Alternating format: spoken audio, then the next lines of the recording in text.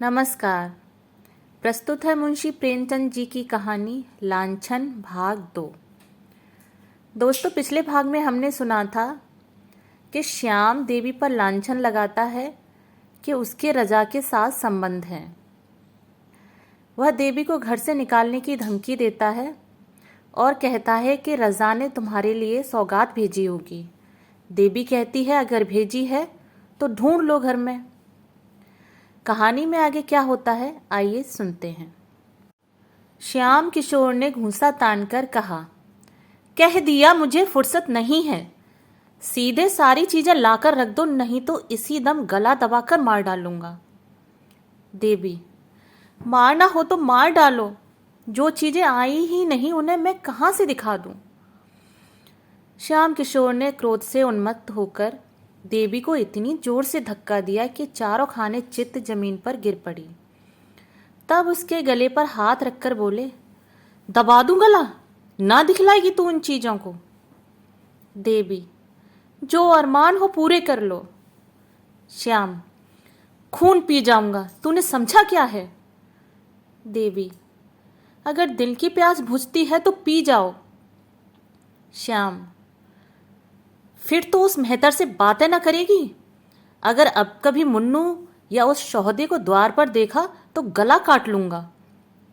यह कहकर बाबूजी ने देवी को छोड़ दिया और बाहर चले गए।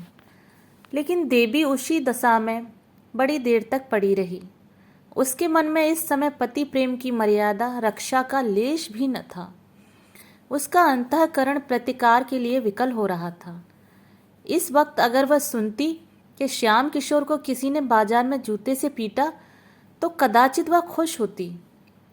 कई दिनों तक पानी से भीगने के बाद आज यह झोंका पाकर प्रेम की दीवार भूमि पर गिर पड़ी और मान की रक्षा करने वाली कोई साधना न रही। आज केवल संकोच और लोक लाज की हल्की सी रस्सी रह गई है जो एक झटके में टूट सकती है। श्याम किशोर बाहर चले गए तो शारदा भी अपने खिलौने लिए हुए घर से बाहर निकली। बाबूजी खिलौने को देखकर कुछ बोले नहीं तो अब उसे किसकी चिंता और किसका भय। अब वह क्यों ना अपनी सहेलियों को खिलौने दिखाए। सड़क के उस पार एक हलवाई का मकान था। हलवाई की लड़की अपने द्वार पर खड़ी थी। शारदा उसे खिलौने दिखाने चली। बीच में सड़क थी। सवारी गाड़ियों और मोटरों का तांता बंधा हुआ था। शारदा को अपनी धुन में किसी बात का ध्यान न रहा। बालोचित उत्सुकता से भरी हुई वह खिलौने लिए दौड़ी। वह क्या जानती थी कि मृत्यु भी उसी प्राणों का खिलौना खेलने के लिए दौड़ी आ रही है। सामने एक मोटर आती हुई दिखाई दी। दूसरी ओर से एक पग्घी आ रही थी। शारदा ने चाहा दौड़कर उस पार निकल जाए। मोटर ने बिगुल बजाया। शारदा ने जोर मारा कि सामने से निकल जाए, पर होनहार को कौन टालता। मोटर बालिका को रोनती हुई चली गई। सड़क पर एक मांस की लोथ पड़ी रह गई। खिलौने ज्यों के त्यों थे, उनमें से एक भी न टूटा था। खिलौने रह गए, खेलने वाला चला गया। दोनों में से कौन स्थायी है कौन अस्थायी, इसका फैसला कौन करे। चारों ओर से लोग दौड़ पड़े। अरे, यह तो बाबूजी की लड़की है और ऊपर वाले मकान में रहते हैं। लोथ कौन उठाए। एक आदमी ने लपक कर द्वार पर पुकारा, बाबूजी, आपकी लड़की सड़क पर तो नहीं खेल रही थी, जरा नीचे तो आइए। देवी ने छज्जे पर खड़े होकर सड़क की ओर देखा तो शारदा की लोथ पड़ी हुई थी। चीख मारकर बेतहाशा नीचे दौड़ी और सड़क पर आकर बालिका को गोद में उठा लिया। उसके पैर कांपने लगे। इस वज्रपात ने उसे स्तंभित कर दिया। रोना भी ना आया। मोहल्ले के कई आदमी पूछने लगे, बाबूजी कहाँ गए हैं, उनको कैसे बुलाया जाए। देवी क्या जवाब देती। वह तो संज्ञाहीन हो गई थी। लड़की की लाश गोद में लिए उसके रक्त से अपने वस्त्रों को भिगोती आकाश की ओर ताक रही थी, मानो देवता से पूछ रही हो, क्या सारी विपत्तियां मुझी पर। अंधेरा होता जाता था, पर बाबूजी का पता नहीं। कुछ मालूम भी नहीं वह कहाँ गए हैं। धीरे धीरे 9 बजे, पर अब तक बाबूजी न लौटे। इतनी देर तक बाहर न रहते थे। क्या आज ही उन्हें भी गायब होना था? 10 बज गए। अब देवी रोने लगी। उसे लड़की की मृत्यु का इतना दुख न था जितना अपनी असमर्थता का। वह कैसे शव की दाह क्रिया करेगी? कौन उसके साथ जाएगा? क्या इतनी रात गए कोई उसके साथ चलने पर तैयार होगा? अगर कोई न गया तो क्या उसे अकेले ही जाना पड़ेगा? क्या रात वह लोथ पड़ी रहेगी? ज्यों ज्यों सन्नाटा होता जाता था देवी को भय होता था। वह पछता रही थी कि शाम ही को क्यों न इसे लेकर चली गई। 11 बजे थे। सहसा किसी ने द्वार खोला। देवी उठकर खड़ी हो गई। समझी बाबूजी आ गए। उसका हृदय उमड़ आया और वह रोती हुई बाहर आई। पर आह, यह बाबूजी न थे। ये पुलिस के आदमी थे जो इस मामले की तहकीकात करने आए थे। 5 बजे की घटना थी।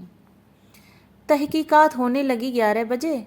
आखिर थानेदार भी तो आदमी है, वह भी तो संध्या समय घूमने फिरने जाता ही है। घंटे भर तक तहकीकात होती रही। देवी ने देखा अब संकोच से काम न चलेगा। थानेदार ने उससे जो कुछ पूछा उसका उत्तर उसने निसंकोच भाव से दिया। जरा भी न शर्माई, जरा भी न झिझकी। थानेदार भी दंग रह गया। जब सबके बयान लिखकर दारोगा जी चलने लगे तो देवी ने कहा, आप उस मोटर का पता लगाएंगे? दारोगा, अब तो शायद ही उसका पता लगे। देवी, तो उसको कुछ सजा न होगी? दारोगा, मजबूरी है, किसी को नंबर भी तो मालूम नहीं। देवी, सरकार इसका कुछ इंतजाम नहीं करती? गरीबों के बच्चे इसी तरह कुचले जाते रहेंगे। दारोगा, इसका क्या इंतजाम हो सकता है? मोटरें तो बंद नहीं हो सकती। देवी, कम से कम पुलिस वालों को यह तो देखना चाहिए कि शहर में कोई बहुत तेज न चलाए। मगर आप लोग ऐसा क्यों करने लगे? आपके अफसर भी तो मोटरों पर बैठते हैं।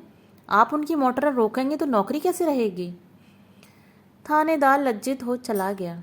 जब लोग सड़क पर पहुंचे तो एक सिपाही ने कहा, महरिया बड़ी टनमन दिखात है।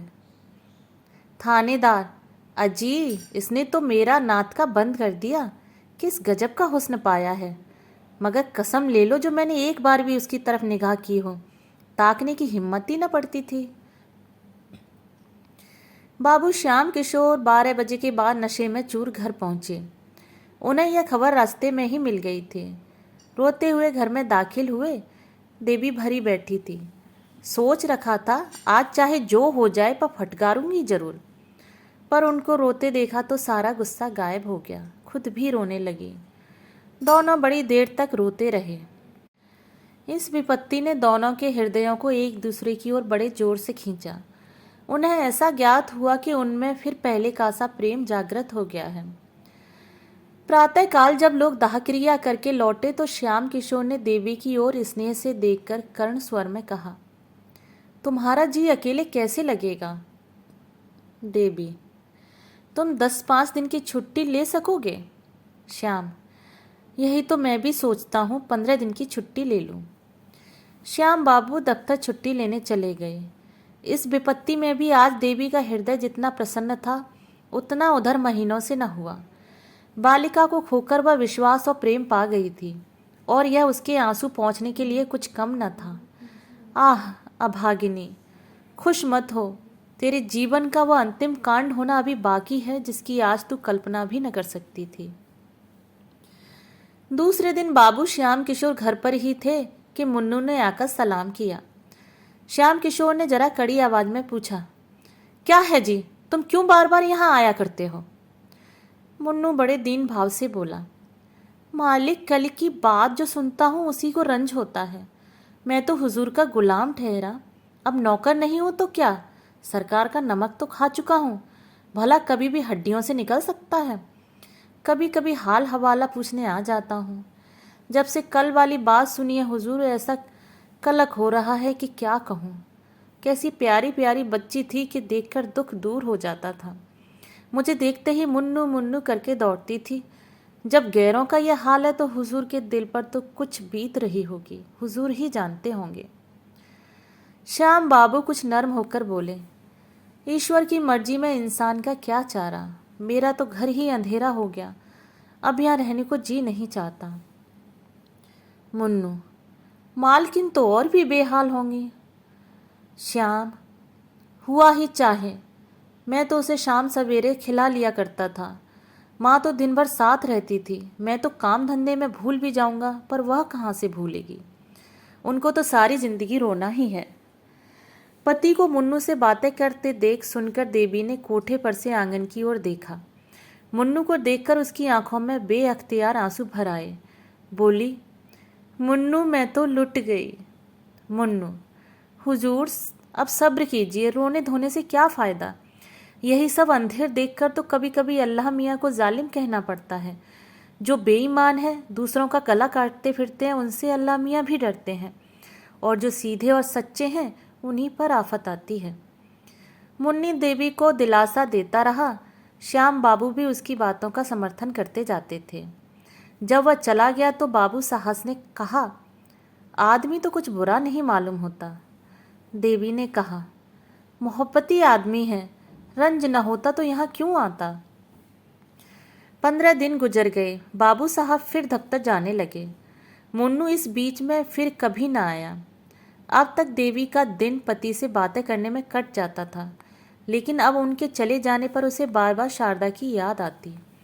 प्रायः सारा दिन रोते ही कटता था। मोहल्ले की 2-4 नीच जाति की औरतें आती थीं, लेकिन देवी का उनसे मन न मिलता था।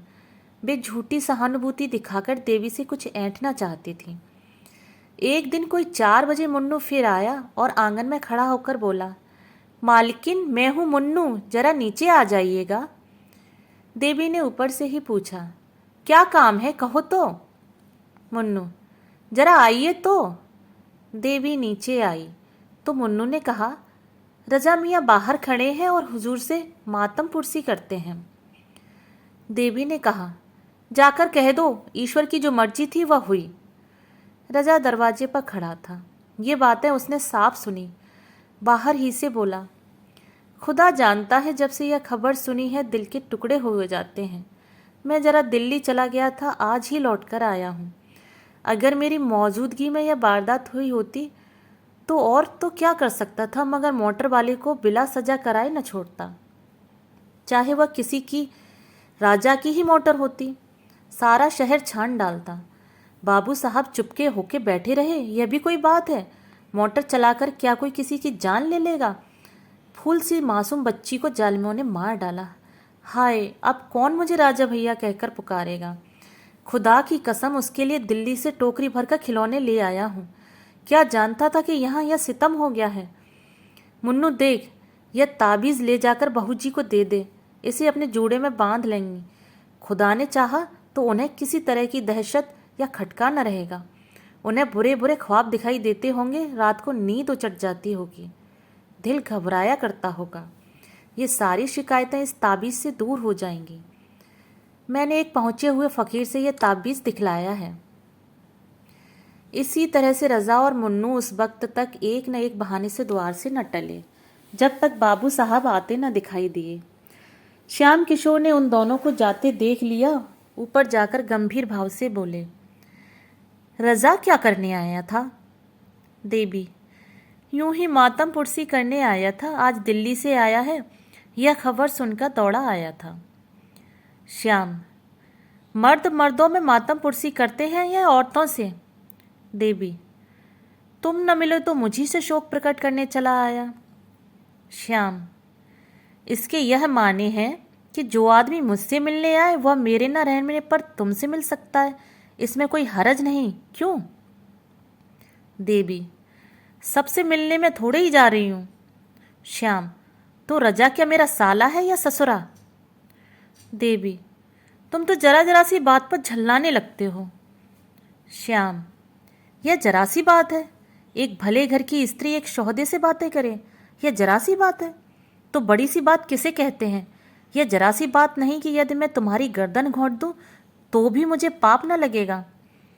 देखता हूं फिर तुमने वही रंग पकड़ा।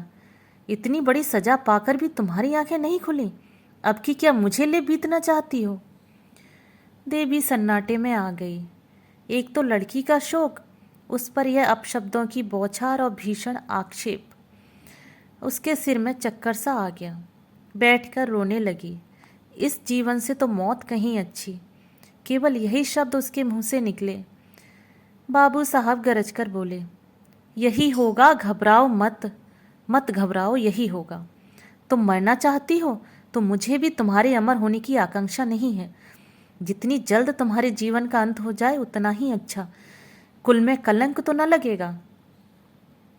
देवी ने सिसकियां लेते हुए कहा, क्यों एक अबला पर इतना अन्याय करते हो? तुम्हें जरा भी दया नहीं आती? श्याम, मैं कहता हूं चुप रहे। देवी, क्यों चुप रहूं? क्या किसी की जबान बंद कर दोगे? श्याम, फिर बोले जाती है, मैं उठकर सिर तोड़ दूंगा। देवी, क्यों सिर तोड़ दोगे? कोई जबरदस्ती है? श्याम, अच्छा तो बुरा देखें तेरा कौन हिमायती है। यह कहते हुए बाबू साहब झल्लाकर उठे और देवी को कई थप्पड़ और घूंसे लगा दिए, मगर वह न रोई, न चिल्लाई, न जबान से एक शब्द निकाला। केवल अर्थ शून्य नेत्रों से पति की ओर ताकती रही, मानो यह निश्चय करना चाहती थी कि यह आदमी है या कुछ और। जब श्याम किशोर मार पीट कर अलग खड़े हो गए तो देवी ने कहा, दिल के अरमान अभी ना निकले हों तो निकाल लो, फिर शायद यह अवसर न मिले। श्याम किशोर ने जवाब दिया, सिर काट लूंगा, सिर। तू है किस फिर में? यह कहते हुए नीचे चले गए। झटके के साथ किवाड़ खोले और धमाके के साथ बंद किए और कहीं चले गए। अब देवी की आंखों से आंसू की नदी बहने लगी। रात के 10 बज गए पर श्याम किशोर घर न लौटे। रोते रोते देवी की आंखें सूज आईं। क्रोध में मधुर स्मृतियों का लोप हो जाता है। देवी को ऐसा ज्ञात होता है कि श्याम किशोर का उसके साथ कभी प्रेम ही न था। हाँ, कुछ दिनों वह उसका मुंह अवश्य जोहते रहते थे, लेकिन वह बनावटी प्रेम था। उसके यौवन का आनंद लूटने ही के लिए तो उससे मीठी मीठी प्यार की बातें की जाती थीं। उसे छाती से लगाया जाता था, उसे कलेजे पर सुलाया जाता था। वह सब दिखावा था, स्वांग था। उसे याद ही न आता था कि कभी उससे सच्चा प्रेम किया गया हो। अब वह रूप नहीं रहा, वह यौवन नहीं रहा, वह नवीनता नहीं रही। फिर उसके साथ क्यों न अत्याचार किए जाएं? उसने सोचा, कुछ नहीं, अब इनका दिल मुझसे फिर गया है। नहीं तो क्या इस जरा सी बात पर यों मुझ पर टूट पड़ते? कोई न कोई लांछन लगाकर मुझसे गला छुड़ाना चाहते हैं। यही बात है। तो मैं क्यों इनकी रोटियां, इनकी मार खाने के लिए इस घर में पड़ी हूँ? जब प्रेम ही ना रहा तो मेरे यहाँ रहने को धिक्कार है। मैके में कुछ न सही, यह दुर्गत न होगी। इनकी यही इच्छा है तो यही सही। मैं भी समझ लूंगी कि विधवा हो गई। ज्यों ज्यों रात गुजरती थी देवी के प्राण सूखे जाते थे। उसे यह धड़का समाया हुआ था कि कहीं वह आकर फिर न मारपीट शुरू कर दें। इतने क्रोध में भरे हुए यहाँ से गए। वाह हरी तकदीर! अब मैं इतनी नीच हो गई कि मेहतरों से, जूतों वालों से आशनाई करने लगी। इस भले आदमी को ऐसी बातें मुंह से निकालते शर्म भी ना आती। ना जाने इनके मन में ऐसी बातें कैसे आती हैं। कुछ नहीं, यह स्वभाव के नीच, दिल के मैले स्वार्थी आदमी हैं। नीचों के साथ नीच ही बनना चाहिए। मेरी भूल थी कि इतने दिनों से इनकी घुड़कियां सहती रही। जहाँ इज्जत नहीं, मर्यादा नहीं, प्रेम नहीं, विश्वास नहीं, वहाँ रहना बेहयाई है। कुछ में इनके हाथ बिक तो गई, नहीं कि यह जो चाहें वही करें, मारें या काटें, पड़ी सहा करूं। सीता जैसी पत्नियां होती थीं तो राम जैसे पति भी तो होते थे। देवी को ऐसी शंका होने लगी कि कहीं श्याम किशोर आते ही सचमुच उसका गला न दबा दें या छुरी भोंक दें। वह समाचार पत्रों में ऐसी कई हरजाइयों की खबरें पढ़ चुकी थी। शहर ही में ऐसी कई घटनाएं हो चुकी थीं। मारे भय के थरथरा उठी। यहाँ रहने से प्राणों की कुशल न थी। देवी ने एक छोटी सी बकुची बांधी और सोचने लगी, यहाँ से कैसे निकलूं और फिर यहाँ से निकलकर जाऊं कहाँ? कहीं इस वक्त मुन्नू का पता लग जाता तो बड़ा काम निकलता। वह मुझे क्या मैके न पहुँचा देता? एक बार मैके पहुँच जाती फिर तो लाला सिर पटक कर रह जाए, भूल कर भी ना आऊं। यह भी क्या याद करेंगे? रुपए क्यों छोड़ दूं जिसमें यह मज़े से गुलछर्रे उड़ाएं? मैंने ही तो काट छांट कर जमा किए हैं। इनकी कौन सी ऐसी बड़ी कमाई थी? खर्च करना चाहती तो कौड़ी न बचती, पैसा पैसा बचाती रहती थी। देवी ने जाकर नीचे के किवाड़ बंद कर दिए, फिर संदूक खोलकर अपने सारे जेवर और रुपए निकालकर बकुची में बांध लिए। सब के सब करेंसी नोट थे। विशेष बोझ भी न हुआ। एकाएक किसी ने सदर दरवाजे में जोर से धक्का मारा। देवी सहम उठी। ऊपर से झांक कर देखा, श्याम बाबू थे। उसकी हिम्मत न पड़ी कि जाकर द्वार खोल दे। फिर तो बाबू साहब ने इतने जोर से धक्के मारने शुरू किए मानो किवाड़ ही तोड़ डालेंगे। इस तरह द्वार खुलवाना ही उनके चित्त की दशा को साफ प्रकट कर रहा था।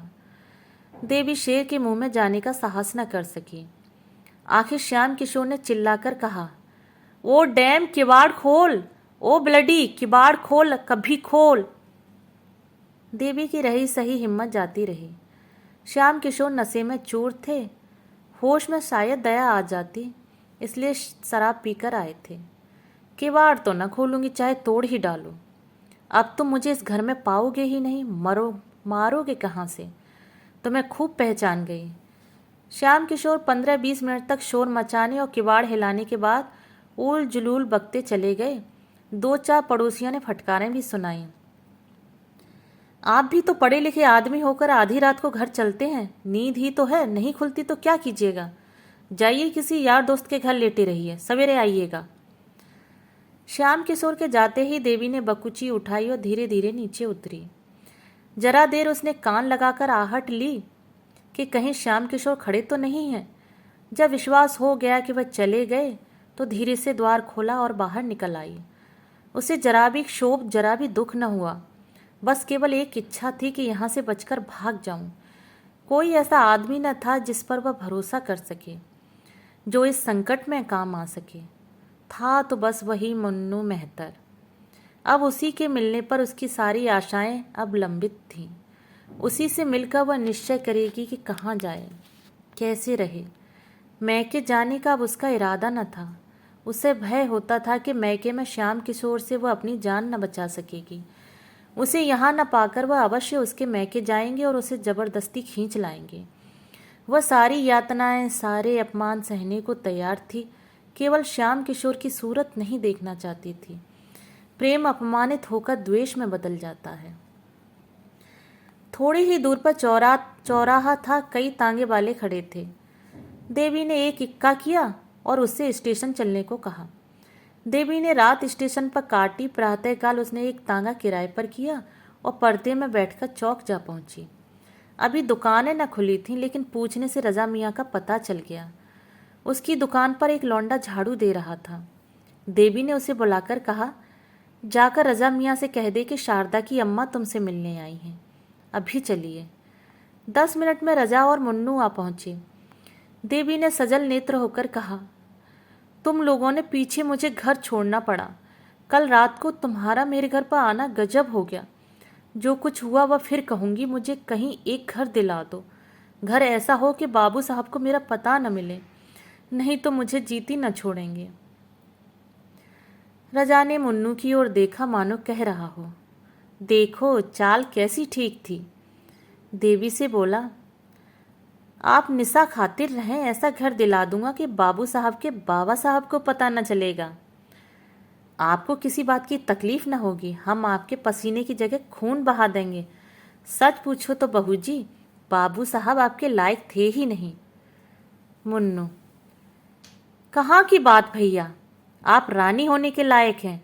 मैं मालकिन से कहता था कि बाबूजी को दाल मंडी की हवा लग गई है, पर आप मानती ही न थी। आज रात ही को मैंने गुलाब जामुन के कोठे पर से उतरते देखा। नशे में चूर थे। देवी, झूठी बात, उनकी यह आदत नहीं। गुस्सा उन्हें जरूर बहुत है और गुस्से में आकर उन्हें नेक बद कुछ नहीं सूझता, लेकिन निगाह के बुरे नहीं है। मुन्नू, हुजूर मानती ही नहीं तो क्या करूं? अच्छा कभी दिखा दूंगा तब तो मानिएगा। रजा, अबे दिखाना पीछे, इस वक्त आपको मेरे घर पहुंचा दे। ऊपर ले जाना, तब तक मैं एक मकान देखने जाता हूँ। आपके लायक बहुत ही अच्छा है। देवी, तुम्हारे घर में बहुत सी औरतें होंगी। रजा, कोई नहीं है बहू जी, सिर्फ एक बुढ़िया मामी है। वो आपके लिए एक कहारिन बुला देगी। आपको किसी बात की तकलीफ न होगी। मैं मकान देखने जा रहा हूँ। देवी, जरा बाबू साहब की तरफ भी होते आना, देखना घर आए कि नहीं। रजा, बाबू साहब से तो मुझे चिढ़ हो गई है, शायद नज़र में आ जाएं तो मेरी उनसे लड़ाई हो जाए। जो मर्द आप जैसी हुस्न की देवी की कदर नहीं कर सकता वह आदमी नहीं। मुन्नू, बहुत ठीक कहते हो भैया, ऐसी शरीफजादी को न जाने किस मुंह से डांटते हैं। मुझे इतने दिन हुजूर की गुलामी करते हो गए, कभी एक बात न कही। रजा मकान देखने गया और तांगा रजा के घर की तरफ चला। देवी के मन में इस समय एक शंका का आभास हुआ, कहीं ये दोनों सचमुच शोहदे तो नहीं है। लेकिन कैसे मालूम हो? यह सत्य है कि देवी ने जीवन पर्यंत के लिए स्वामी का परित्याग किया था, पर इतनी देर में उसे कुछ पश्चाताप होने लगा था। अकेली एक घर में कैसे रहेगी? बैठी बैठी क्या करेगी? यह कुछ उसकी समझ में न आता था। उसने दिल में कहा, क्यों न घर लौट चलूं? ईश्वर करे वह अभी घर न आए हों। मुन्नू से बोली, तुम जरा दौड़कर देखो तो बाबूजी घर आए कि नहीं। मुन्नू, आप चलकर आराम से बैठे, मैं देख कर आता हूँ। देवी, मैं अंदर नहीं जाऊंगी। मुन्नू, खुदा की कसम खा के कहता हूँ घर बिल्कुल खाली है। आप हम लोगों पर शक करती हैं? हम वह लोग हैं आपका हुक्म पाए तो आग में कूद पड़े। देवी इक्के से उतरकर अंदर चली गई। चिड़िया एक बार पकड़ जाने पर भी फड़फड़ाई, किंतु पैरों में लासा लगे होने के कारण उड़ न सकी और शिकारी ने उसे अपनी झोली में रख लिया। वह अभागिनी क्या फिर कभी आकाश में उड़ेगी? क्या फिर उसे डालियों पर चहकना नसीब होगा? शाम किशोर सवेरे घर लौटे तो उनका चित्त शांत हो गया था। उन्हें शंका हो रही थी कि कदाचित देवी घर न होगी। द्वार के दोनों पट खुले देखे तो कलेजा सन्न से हो गया। इतने सवेरे किवाड़ों का खुला रहना अमंगल सूचक था। एक क्षण द्वार पर खड़े होकर अंदर की आहट ली तो कोई आवाज़ सुनाई न दी। आंगन में गए, वहाँ भी सन्नाटा। ऊपर चारों तरफ सूना, घर काटने को दौड़ रहा था। श्याम किशोर ने अब जरा सतर्क होकर देखना शुरू किया। संदूक में रुपए नदारत, गहने का संदूक भी खाली। अब क्या भ्रम हो सकता था? कोई गंगा स्नान के लिए जाता है तो घर के रुपए नहीं उठा ले जाता। वह चली गई, अब इसमें लेश मात्र भी संदेह नहीं था। यह भी मालूम था कि वह कहाँ गई है। शायद इसी वक्त लपक कर जाने से वह वापस भी लाई जा सकती है, लेकिन दुनिया क्या कहेगी? श्याम किशोर ने अब चारपाई पर बैठकर ठंडे दिल से इस घटना की विवेचना करनी शुरू की। इसमें तो कोई संदेह न था कि रजा और उसके पिट्ठू मुन्नू ने ही बहकाया है। आखिर बाबूजी का कर्तव्य क्या था? उन्होंने वह पुराना मकान छोड़ दिया, देवी को बार बार समझाया। इसके उपरांत वह क्या कर सकते थे? क्या माना अनुचित था? अगर एक क्षण के लिए अनुचित ही मान लिया जाए तो क्या देवी को इसी तरह घर से निकल जाना चाहिए था? कोई दूसरी स्त्री जिसके हृदय में पहले ही से विष न भरा गया हो, केवल मार खाकर घर से निकल जाती? अवश्य ही देवी का हृदय कलुषित हो गया है। बाबू साहब ने फिर सोचा, अभी जरा देर में महरी आएगी, वह देवी को घर में न देखकर पूछेगी तो क्या जवाब दूंगा? दम के दम में सारे मोहल्ले में यह खबर फैल जाएगी। हाय भगवान, क्या करूं? श्याम किशोर के मन में इस वक्त जरा भी पश्चाताप, जरा भी दया न थी। अगर देवी किसी तरह उन्हें मिल सकती तो वह उसकी हत्या कर डालने में जरा भी पशुपेश न करते। उसका घर से निकल जाना, चाहे आवेश के सिवा उसका और कोई कारण न हो, उनकी निगाह में अक्षम्य था। क्रोध बहुधा विरक्ति का रूप धारण कर लिया करता है। श्याम किशोर को संसार से घृणा हो गई। जब अपनी पत्नी ही दगा दे जाए तो किसी से क्या आशा की जाए? जिस स्त्री के लिए हम जीते भी हैं और मरते भी, उसको सुखी रखने के लिए हम अपने प्राणों का बलिदान कर देते हैं। जब वह अपनी न हुई तो फिर दूसरा कौन अपना हो सकता है? इसी स्त्री को प्रसन्न रखने के लिए उन्होंने क्या नहीं किया। घर वालों से लड़ाई की, भाइयों से नाता तोड़ा, यहाँ तक कि अब उनकी सूरत भी नहीं देखना चाहते। उसकी कोई ऐसी इच्छा न थी जो उन्होंने पूरी न की हो। उसका जरा सा सिर भी दुखता था तो उनके हाथों के तोते उड़ जाते थे। रात की रात उसकी सेवा शुश्रूषा में बैठे रह जाते थे। वही स्त्री आज उनसे दगा कर गई। केवल एक गुंडे के बहकाने में आकर उनके मुंह में कालिख लग गई। गुंडों पर इल्ज़ाम लगाना तो एक प्रकार से मन को समझाना है। जिसके दिल में खोट न हो उसे कोई क्या बहका सकता है? जब इस स्त्री ने धोखा दिया तो उसे समझना चाहिए कि संसार में प्रेम और विश्वास का अस्तित्व ही नहीं, यह केवल भावुक प्राणियों की कल्पना मात्र है। ऐसे संसार में रहकर दुख और दुराशा के सिवा और क्या मिलता है। हाँ दुष्टा ले, आज से तू स्वतंत्र है, जो चाहे कर। अब कोई तेरा हाथ पकड़ने वाला नहीं रहा। जिसे तू प्रियतम कहते नहीं थकती थी, उसके साथ तूने यह कुटिल व्यवहार किया। चाहूँ तो तुझे अदालत में घसीट कर इस पाप का दंड दे सकता हूँ, मगर क्या फ़ायदा, इसका फल तुझे ईश्वर देंगे। श्याम किशोर चुपचाप नीचे उतरे, न किसी से कुछ कहा न सुना। द्वार खुले छोड़ दिए और गंगा तट की ओर चले। यदि आपको कहानी पसंद आए तो प्लीज़ मेरे चैनल को सब्सक्राइब कर लें और अपने दोस्तों में शेयर ज़रूर करें। धन्यवाद।